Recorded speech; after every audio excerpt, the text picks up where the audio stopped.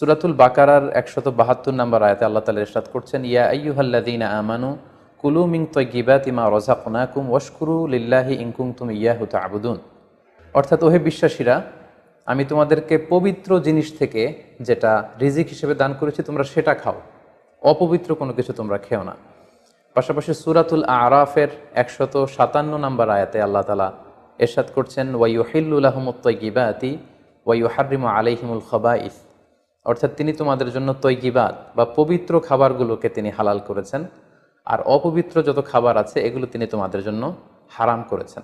তো কোন জিনিস খাওয়া আমাদের জন্য হালাল আর কোনটা খাওয়া হারাম, এক্ষেত্রে আমরা বিশ্বাসীরা এই মূলনীতি সবসময় অবলম্বন করতে হবে যে যেটা তৈয়িবাত পবিত্র সেটা আমাদের জন্য খাওয়া, সেটা কনজিউম করা আমাদের জন্য হালাল, আর যেটা খাবাইস অপবিত্র সেটা কনজিউম করা আমাদের জন্য হারাম।